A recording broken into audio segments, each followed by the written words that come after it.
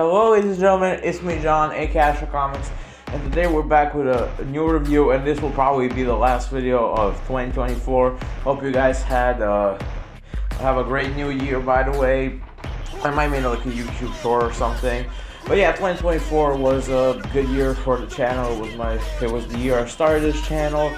We got like 34 subs, which I honestly wish I had more. I've seen a lot of people getting like 100 subs but the first few months of their channel, but never mind, I still had fun making videos. But anyways, today we're reviewing Dead Rising 2 Off the Record. I recently showed this game in my PlayStation 3 collection, and I decided to do a review of it. It's a little bit dirty. Dead Rising 2 Off the Record was developed by Capcom Vancouver, and it came out in 2011. It's a spin-off of the second Dead Rising game, and it's basically like a what-if scenario. In the original Dead Rising 2, we play as Chuck Greene. He's a motocross champion, a former motocross champion, whose wife died in the Las Vegas infection outbreak. And his daughter, Katie, is infected with the zombie virus.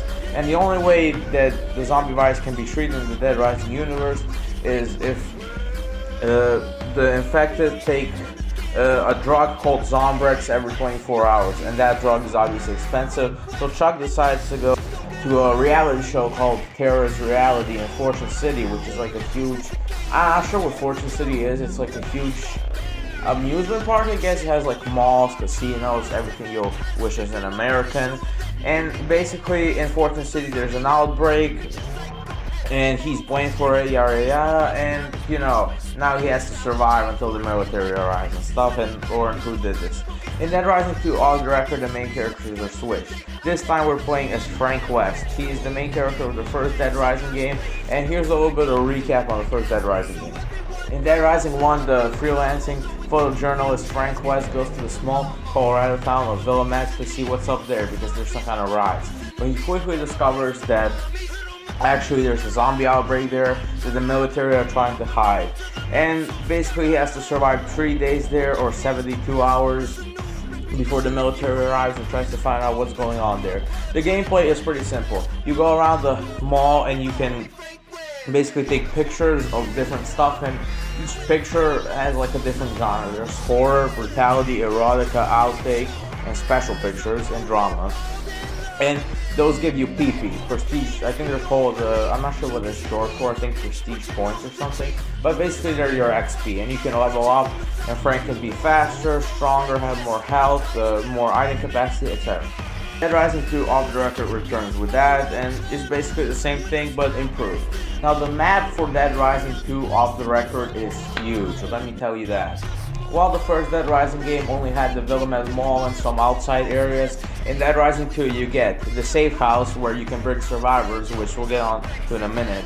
You have two malls. You have the Royal Flush Plaza, which has 2 floors and it's packed with stuff. And you also have the Palisades Mall, where you have all sorts of stuff too, like a gun store, you got clothing stores and stuff. Then you have 3 casinos, or 4, I'm not sure. Yeah, I think there's 3 main casinos. You have Slaw Ranch Casino, you have Atlantica Casino, and you have the Youth Thing. You also have the Fortune City Arena where the game starts. That shit is packed with zombies and they're not like going there. Then you also have the Silver Strip, Platinum Strip, Fortune Park. Those are like the outside areas. And you have the Underground, and you have the unfinished South Plaza, and you also have the rooftops of some buildings. So yeah, it's a huge open world that you can spend hours in it. But yeah, let's talk about the survivors that I mentioned a few minutes ago. So basically throughout the game you will get calls from one of the characters, Stacy, and she will tell you stuff that's happening around Fortune City. And when you go there, you can recruit survivors. You can save them for PP, XP, and they can go with you. You get into the safe house and boom, you got more XP and more survivors at the safe house. Now, different survivors obviously need different things. Some survivors will need you to bring food to them, so some survivors are hurt, which means that you have to carry them, which is actually a good thing. And some survivors, for example, you need to play poker with them. I failed at the poker game and I just got mad and killed all of them, Wild West style. But there are another type of like mission, cases. The missions are called cases, and which are the psychopaths. The psychopaths are basically bosses in this game.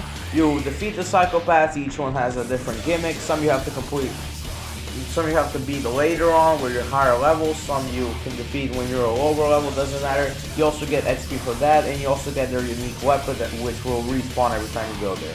Now, speaking of weapons, there are many weapons. You can use anything as weapons. There are normal weapons like machetes, guns, sledgehammers, you know. Then there are like big furniture items that you can't carry in your inventory, like benches, shelves, etc. Then there are joke items like toy water guns and stuff, you know, something that you can't really use to kill a zombie. And then there are combo weapons. In Dead Rising 2 introduced combo weapons where you can basically go to maintenance room around Fortune City and make specific combo weapons that will also give you PP with specific weapons. For example, knives and boxing gloves, will give you the knife gloves, which are the best weapon in the game.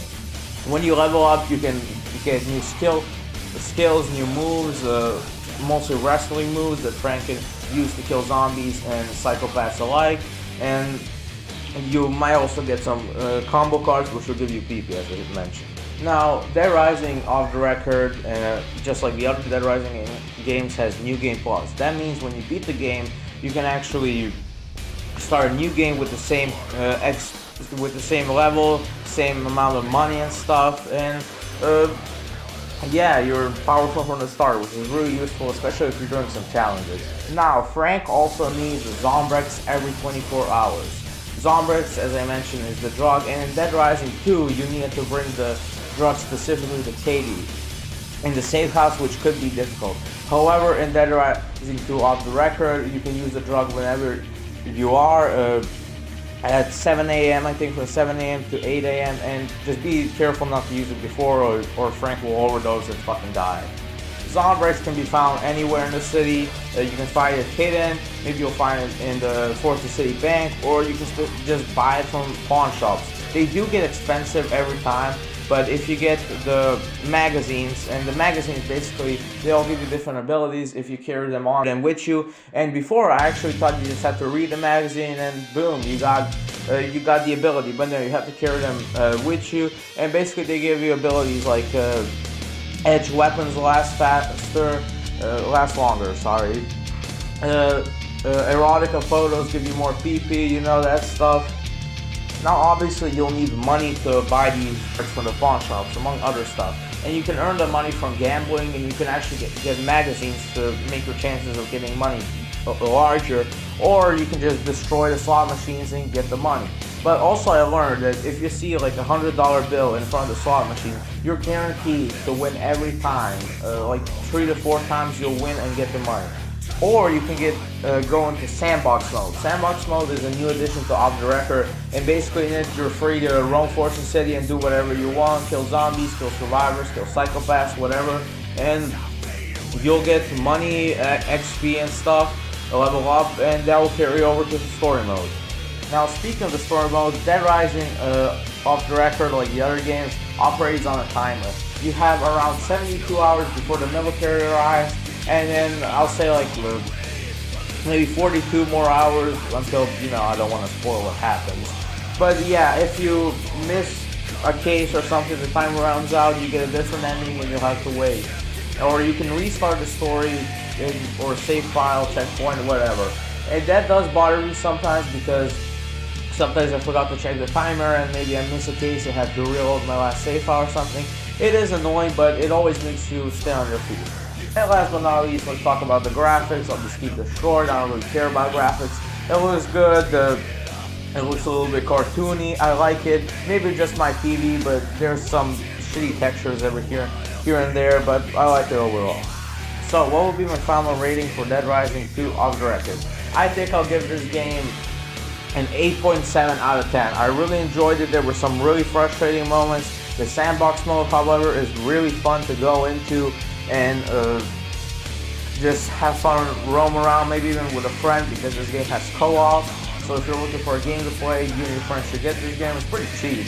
You can get it, I think, on newer consoles too. And, you know, chill within the story mode or sandbox or whatever, kill zombies. So yeah, that was it for this video. If you enjoyed it, make sure to like and subscribe and turn on the notification bell to never miss a new review. This was Astro Comics signing off. See ya, and see you next video.